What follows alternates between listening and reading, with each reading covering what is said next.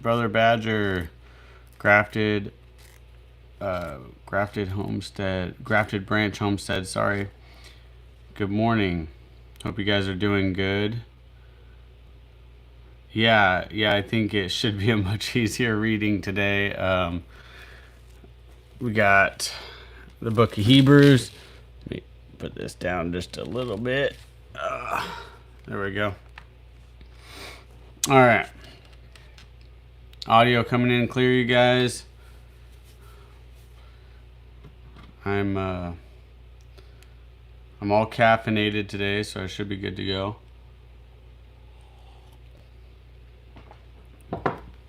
All right. Good morning. If you're new to the channel, I know that we got some regulars in the chat here. But if you're new, we are going through the Bible from the smallest books to the largest books. I'm calling it the Snowball Bible reading plan. And today we are on part, 33? Part 33, yep, of 115 part readings.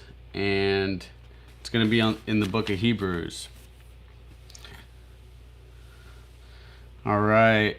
So we'll jump right in. What page is it on? Let's see. If you're reading in the scriptures, it's going to be on 1167. All right, let's jump right in. Hebrews chapter 1. Elohim having of old spoken in many portions and many ways to the fathers by the prophets, has in these last days spoken to us by the Son, whom he has appointed heir of all, through whom also he made the ages, who being the brightness of his esteem and the exact representation of his substance, and sustaining all by the word of his power, having made a cleansing of our sins through himself, sat down at the right hand of the greatness on high, having become so much better than the messengers, as he has inherited a more excellent name than them. For to which of the messengers did he ever say, "You are my son, today I have brought you forth"? And again, I shall be to him a father, and he shall be to me a son. And when he again brings the firstborn into the world, he says, "Let all the messengers of Elohim do reverence to him." And of the messengers indeed he says, "Who is making his messengers spirits and his servants a flame of fire?" And of the messengers indeed he says, "Who is making his messengers spirits and his servants a flame of fire?" But to the Son he says, "Your throne, O Elohim, is forever and ever. A scepter of straightness is the scepter of your reign. You have loved righteousness and hated lawlessness. Because of this, Elohim, your Elohim, has appointed you with the oil of gladness more than your companions. And you, Master, did found the earth in the beginning, and the heavens are the work of your hands." Excuse me.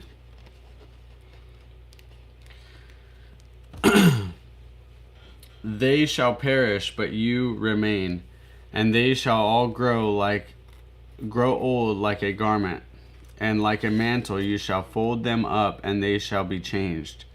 But you are the same, and your years shall not fail. And to which of the messengers did he ever say, "Sit at my right hand, until I make your enemies a footstool for your feet"? Are they not all serving spirits sent out to attend those who are about to inherit deliverance? Chapter 2.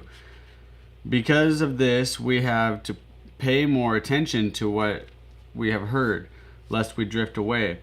For if the word spoken through messengers proved to be firm, and every transgression and disobedience received a right reward, how shall we escape if we neglect so great a deliverance, which first began to be spoken by the Master, and was confirmed to us by those that heard? Elohim also bearing witness both with signs and wonders and various miracles and gifts of the set apart Spirit, distributed according to his own desire. For it is not to messengers that he has subjected the world to come, concerning which we speak, but somewhere one has witnessed, saying, "What is a man that you remember him, or the Son of Man that you look after him? You have made him a little lower than Elohim. You have crowned him with esteem and respect, and set him over the works of your hands. You have put all in subjection under his feet.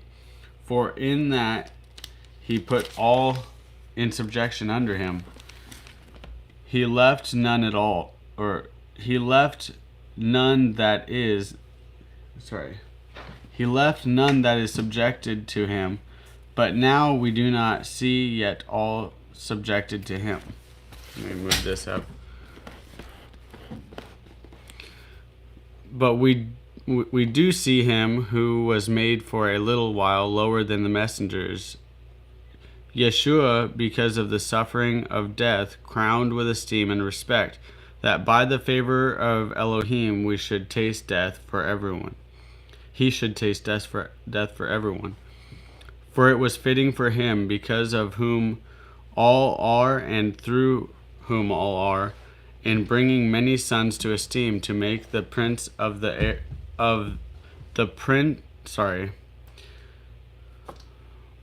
where did I get lost? In bringing the sons esteem, to make the prince of their deliverance perfect through sufferings. For both he who sets apart and those who are being set apart are all of one. For which reason he is not ashamed to call them brothers, saying, "I shall announce your name to my brothers. In the midst of the congregation I shall sing praise to you." And again, I shall put my trust in him. And again, see, I and the children who Elohim gave me. Therefore, since the children share in flesh and blood, he himself similarly shared in the same, so that by means of his death he might destroy him having the power of death, that is, the devil, and deliver those who throughout life were held in slavery by fear of death. For doubtless he does not take hold of messengers, but he does take hold of the seed of Abraham. So in every way he had to be made like his brothers, in order to become a compassionate and trustworthy high priest in matters related to Elohim, to make atonement for the sins of the people. For in what he had suffered, himself being tried, he is able to help those who are tried. Chapter 3. Therefore, set apart, brothers, partakers of the heavenly calling, closely consider the emissary and high priest of our confession, Messiah Yeshua, who was trustworthy to him who appointed him, as also Moshe and all his house. For this one has been deemed worthy of more esteem than Moshe, as much as he who built the house enjoys more respect than the house. For every house is built by someone, but he who built all is Elohim. And Moshe indeed was trustworthy in all his house as a servant, for a witness of what would be spoken later, but Messiah as a son over his own house, whose house we are if we hold fast the boldness and the boasting of the expectation firm to the end.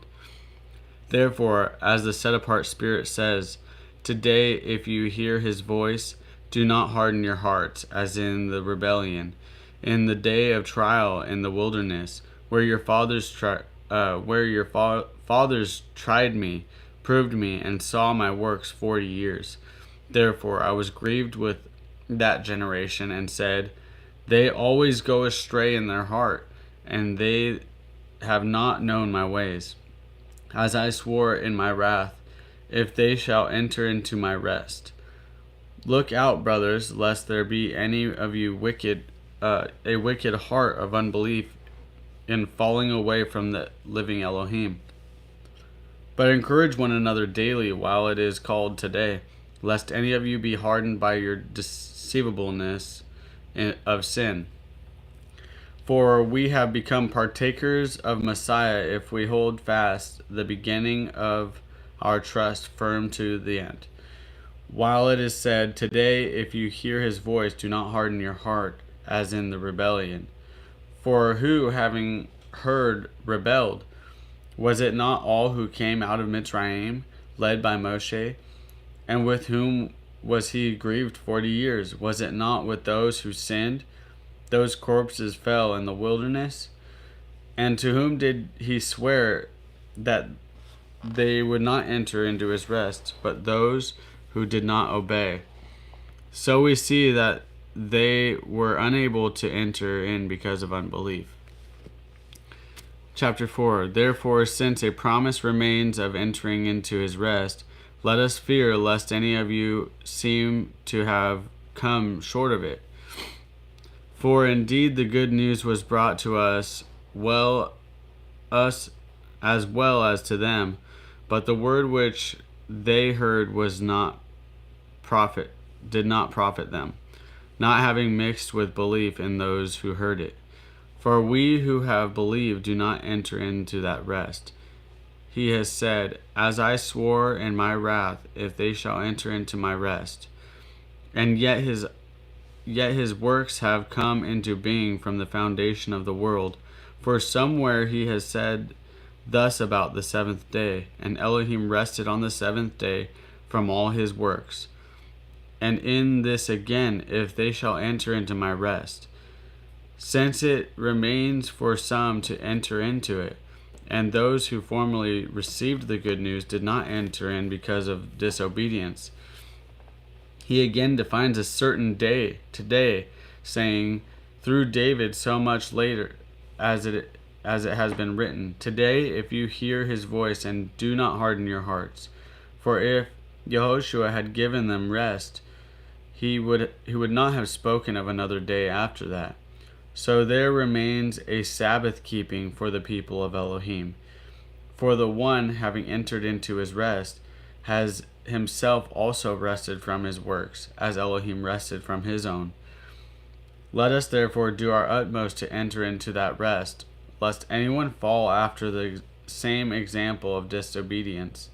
For the word of Elohim is living and working and sharper than any two-edged sword, cutting through even to the dividing of being and spirit, and of joints and marrow, and able to judge the thoughts and intentions of the heart. And there is no creature hidden from his sight, but all are naked and laid bare before the eyes of him who, with whom is our account. Therefore, since we have a great high priest who has passed through the heavens, Yeshua the Son of Elohim, let us hold fast our confession.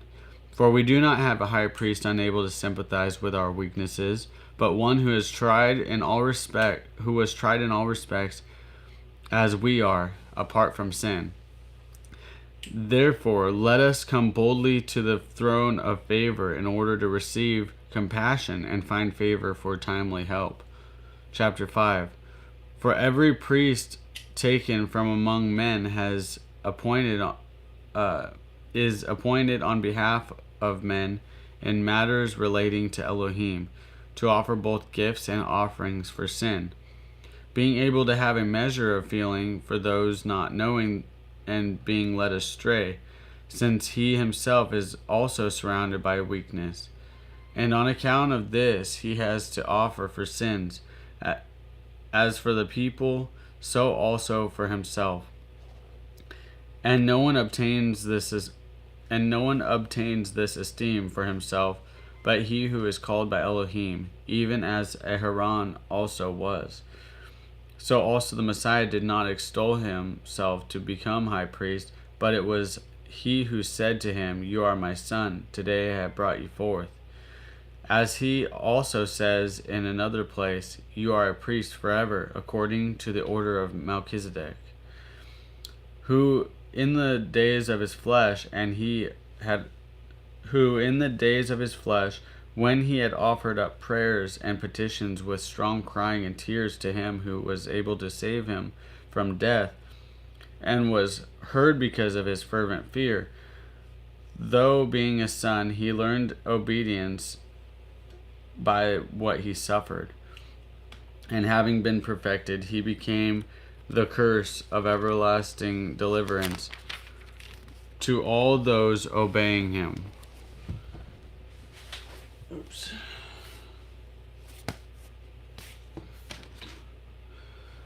Having been designated by Elohim a high priest according to the order of Melchizedek, concerning whom we have much to say, and hard to explain, since you have become dull of hearing.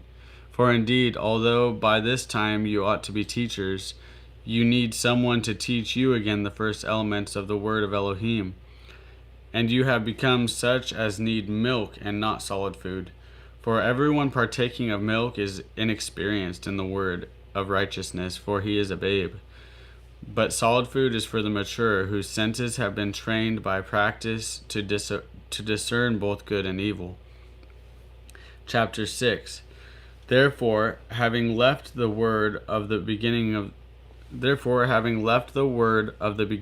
Messiah, let us go on to perfection, not laying again the foundation of repentance from dead works and of belief toward Elohim, of the teaching of immersion and of laying on of hands and of resurrection of the dead and of everlasting judgment.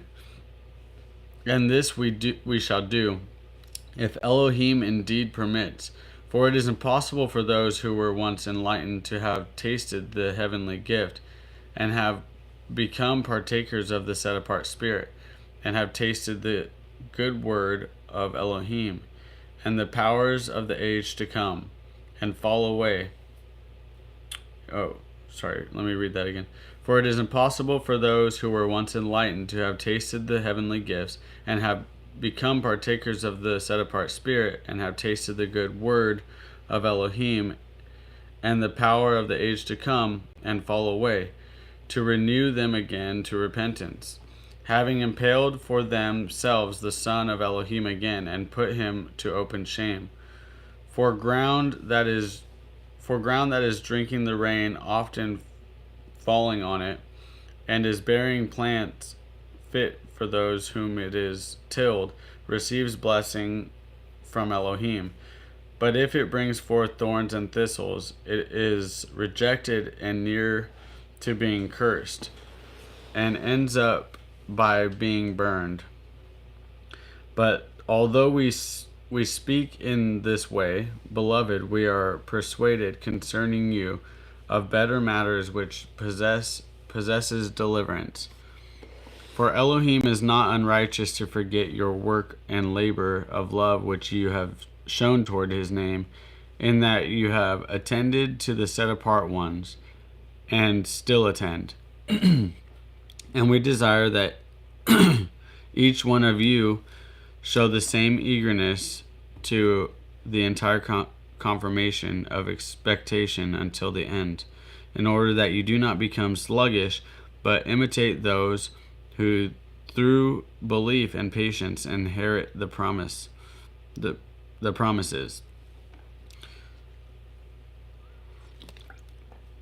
Excuse me. Where was I?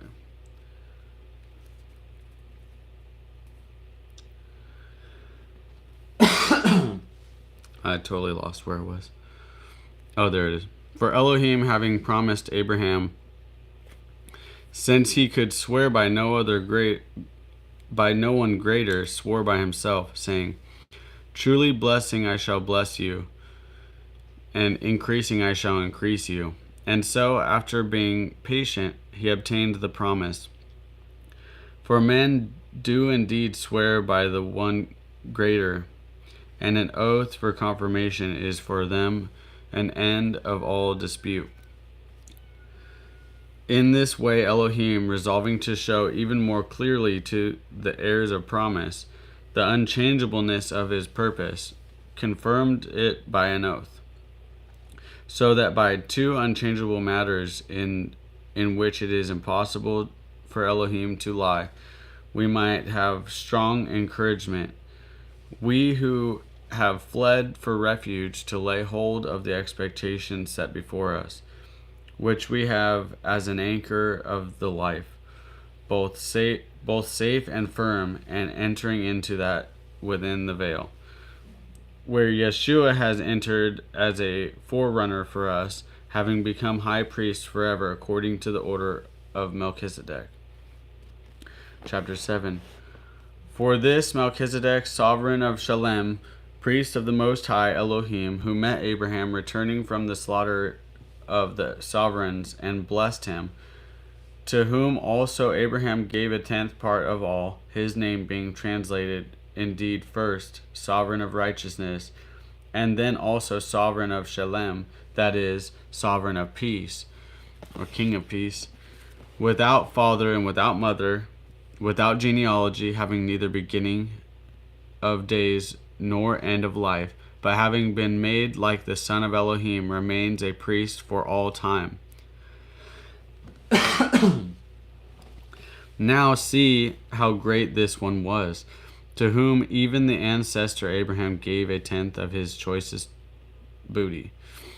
And truly, those who are of the sons of Levi, who receive the priesthood, have a command to receive tithes from the people according to the Torah, that is, from their brothers, though they have come from the loins of Abraham. However, the one whose genealogy is not derived from them receives tithes from Abraham, and blessed the one who held the promises. And it is beyond all dispute that the lesser is blessed by the better. And here it is men who die that receive tithes, but there it is someone of whom it is witnessed that he lives. And one might say that through Abraham, even Levi, who receives tithes, gave tithes, for he was still in the loins of his father when Melchizedek met him. Truly then, if perfection were through the Levitical priesthood, for under it the people were given the Torah, why was there still need for another priest to arise according to the order of Melchizedek, and not be called according to the order of Aaron? For the priesthood being changed of necessity, there takes place a change of law also. For he of whom this is said belongs to another tribe, from which no one had attended at the slaughter place. For it is perfectly clear that our master arose from Yehuda, a tribe about which Moshe never spoke of concerning priesthood. And this is clearer still, if another priest arises in the likeness of Melchizedek, who has become, not according to the Torah of fleshly command, but according to the power of an endless life. For he does witness, you are a priest forever according to the order of Melchizedek. For there is indeed a setting aside of the former command, because of its weakness and unprofitableness. For the Torah perfected not, but the bringing in of a better expectation, through which we draw near to Elohim. And it was not without an oath, for they indeed became priests without an oath, but he became priest with an oath, by him who said to him, Yahweh has sworn and shall not regret, you are a priest forever according to the order of Melchizedek. By as much as this, Yeshua has become a guarantor of a better covenant. And indeed, those that became priests were many, because they were prevented by death from continuing. But he, because he remains forever, has an unchangeable priesthood. Therefore, he is also able to save completely those who draw near to Elohim through him, ever living to make intercession for them. For it was fitting that we should have such a high priest, kind, innocent, undefiled, having been separated from sinners and exalted above the heavens, who does not need as those high priests to offer up slaughter offerings day by day, first by his own sins and then for those of the people. For this he did once for all when he offered up himself. For the Torah appoints as high priests men who have weakness, but the word of the oath which came after the Torah appoints the Son, having been perfected forever. Chapter 8. Now the summary of what we are saying is, we have such a high priest who is seated at the right hand of the throne of greatness in the heavens. Good morning. And who serves in the set apart place of the true tent, which Yahweh set up, and not man. For every high priest is appointed to offer both gifts and slaughters. So it was also necessary for this one to have somewhat to offer.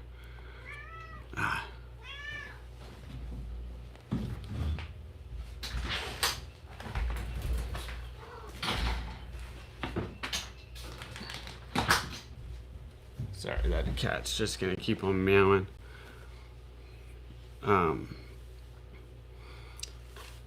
And who serves in the set apart place and of the true tent which Yahweh set up, and not man. For every high priest is appointed to offer both gifts and slaughters. So it was also necessary for this one to have somewhat to offer. For if indeed we were on earth, we would not be a priest, since there are priests who offer the gifts according to the Torah, who serve a copy and shadow of the heavenly. And Moshe was warned when he was about to make the tent. For he said, "See that you make all according to the pattern shown you on the mountain." But now he has obtained a more excellent service, inasmuch as he is also mediator of a better covenant, which was constituted on better promises. For if that first covenant that had been faultless, then no place would have been sought for a second. For finding fault with them, he says, "See, the days are coming, says Yahweh, when I shall conclude with the house of Israel and with the house of Yehudah a renewed covenant, not according to the covenant that I made with their fathers in the day when I took them by the hand to lead them out of the land of Mitzrayim, because they did not continue in my covenant, and I disregarded them, says Yahweh. Because this is the covenant that I shall make with the house of Israel after those days, says Yahweh, giving my laws in their minds, and I shall write them on their hearts, and I shall be their Elohim, and they shall be my people. And they shall by no means teach each one his neighbor, and each one his brother, saying, Know Yahweh, because they shall know me, from the least of them to the greatest of them, because I shall forgive their unrighteousness and their sins and their lawlessness I shall no longer remember. But saying, renewed, he has made the first old. Now what becomes old and growing aged is near disappearing. All right, that's where we're going to stop for today. There's a lot to be said about the order of Melchizedek, right? In my perspective, it's clearly a foreshadow, or maybe even physically Yeshua. I don't know, in the Old Testament, but it definitely has Yeshua written all over it. I mean, he does, Melchizedek. But anyways, we'll pick up tomorrow in chapter 9, and we'll finish the book of Hebrews. I appreciate you guys watching and following along. Shalom. I hope you have a blessed day. Love you guys, and we'll see you in the morning. Take care. Bless you, JS. We'll see you guys.